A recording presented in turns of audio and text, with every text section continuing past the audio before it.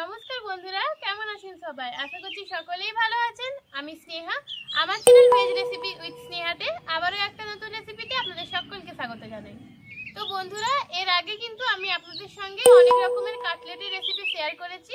তো আজ আমি আপনাদের সঙ্গে শেয়ার করব পাকা টমেটো দিয়ে কিভাবে কাটলেট তৈরি করতে হয়। তাহলে চলুন বন্ধুরা, আপনারা প্লিজ পুরো ভিডিওটি দেখতে থাকুন।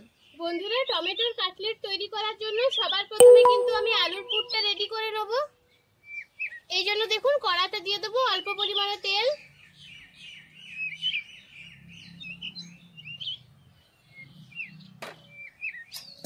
তেলটা বন্ধুরা ভালো করে গরম হয়ে যাক। দেখুন বন্ধুরা, তেলটা গরম হয়ে গেছে। এরপর আমি এখানে দিয়ে দেবো হিং। আমি কিন্তু এর আগেও অনেকবার বলেছিলাম নিরামিষ রান্নাতে সবসময় হিং ইউজ করবেন, এতে কিন্তু রান্নার টেস্ট খুব ভালো হয়। দেখুন বন্ধুরা, হিংটা কিন্তু ভাজা হয়ে গেছে।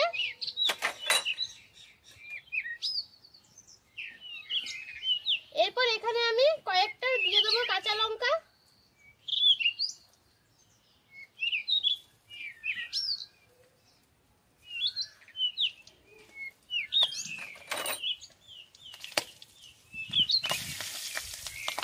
লঙ্কাগুলো কিন্তু আমি চিড়েই দিয়েছি। এরপর এখানে আমি দেবো অল্প পরিমাণে আদা বাটা।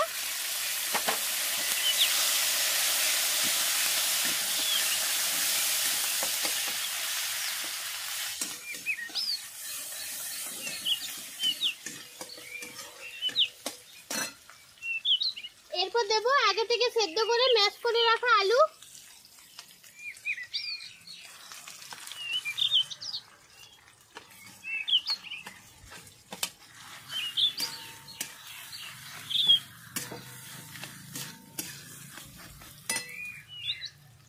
এরপর এখানে দেবো অল্প পরিমাণে কাশ্মীরি লাল লঙ্কার গুঁড়ো।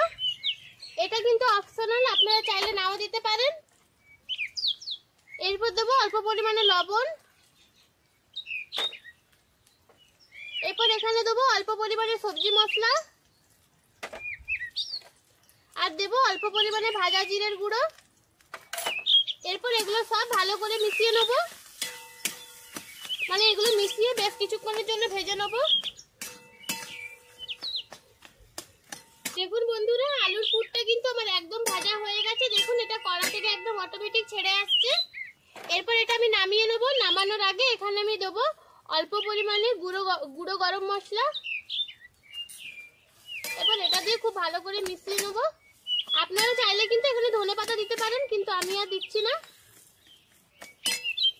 এবার বন্ধুরা এটা নামিয়ে আমি ঠান্ডা করে নেবো। বন্ধুরা, টমেটোর কাটলেটের প্রধান উপকরণ কিন্তু টমেটো। এখানে দেখুন আমি মোট 4টে আমাদের একদম গাছের পাকা টমেটো নিয়ে নিয়েছি। এরপর এটা আমি স্লাইস করে কেটে নেব।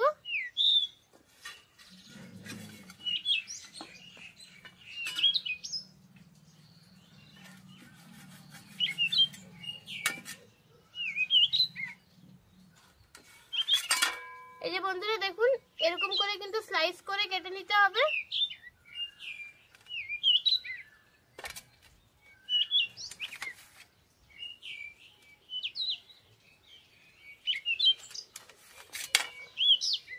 দেখুন বন্ধুরা, একইভাবে কিন্তু আমি প্রত্যেক কটা টমেটো কেটে নেব। বন্ধুরা দেখলেন তো, আমি দেখুন এই টমেটোগুলো সব স্লাইস করে কেটে নিয়েছি। এরপর আমি একটা গোলা তৈরি করে নেব। এখানে দেখুন আমি বেশ কিছুটা পরিমাণে নিয়ে নিয়েছি ময়দা। এখানে দেবো অল্প পরিমাণে লবণ। এরপর একটু জল দিয়ে একটা পাতলা ব্যাটার তৈরি করে নেব।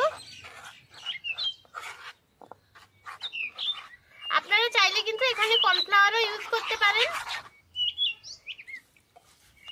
এটা একটু পাতলা করেই কিন্তু করব।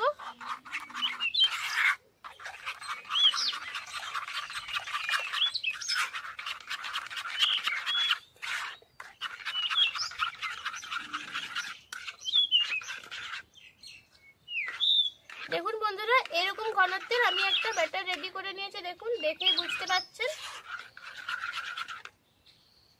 বন্ধুরা দেখুন, এরপর আমি কাটলেটের আকারে শেপ দিয়ে দেবো। তার আগে আপনাদের বলে রাখি, এখানে আমি ব্রেড ক্রাম্বস আজ ইউজ করেছি, বিস্কুট গুঁড়ো নিইনি।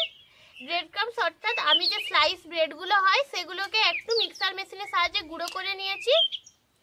এরপর দেখুন একটা আমি টমেটো স্লাইস নিলাম। এরপর এখান থেকে নেব অল্প পরিমাণে মশলা। এরপর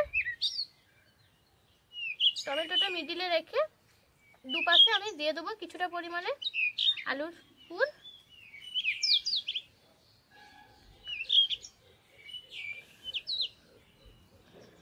দেখুন বন্ধুরা, আমি কিন্তু এরপর এটা চারিদিকে পুরো মশলাটা দিয়ে নিয়েছি। এরপর এখানে এই গোলাটাই আমি প্রথমে নিয়ে নেব। এরপর এখান থেকে উঠিয়ে আমি এটা দিয়ে দেবো সেই ব্রেড ক্রাম্বসে। এরপর ব্রেড ক্রাম্বসে দিয়ে খুব ভালো করে এটা কোট করে নেব।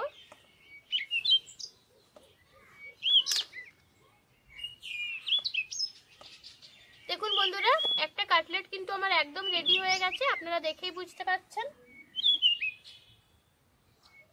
একইভাবে বন্ধুরা আমি সব কাটলেটগুলো কিন্তু রেডি করে নেব। তাহলে বন্ধুরা সবগুলো রেডি করে নিই, তারপর ফিরে আসছি। দেখুন বন্ধুরা, আমি আগে থেকে একটু তেলটা গরম করতে দিয়েছিলাম, তেলটা আমার গরম হয়ে গেছে।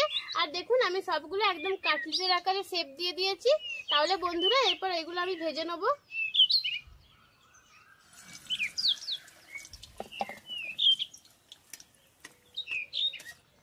এটা আমি একদম হালকা আছে লাল করে ভেজে নেব।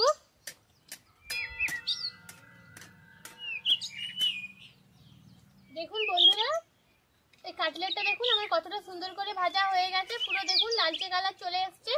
এরপর এটা আমি নামিয়ে নেব। দেখুন বন্ধুরা কতটা সুন্দর হয়েছে দেখতে। তো একইভাবে বন্ধুরা আমি সব কাটলেটগুলো দেখুন ভেজে নিচ্ছি।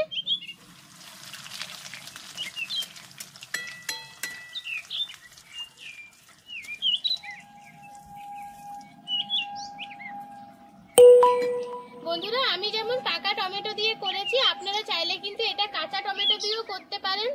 কাঁচা টমেটোটাও কিন্তু খেতে খুব ভালো হয়। আজকে আমি হাতের কাছে কাঁচা টমেটো পাইনি বলে আমি পাকা টমেটো দিয়ে করেছি। আপনারা চাইলে কিন্তু কাঁচা টমেটো দিয়েও করতে পারেন। তো বন্ধুরা আমি তাহলে একইভাবে সবগুলো ভেজে নিই, তারপর ফিরে আসছি। দেখুন বন্ধুরা আমার সব কাটলেটগুলো কিন্তু আমি একদম ভেজে নিয়েছি। এরপর আর 5টা দিনের মতো বাবুই আপনাদেরকে খেয়ে জানাবে কেমন হয়েছে।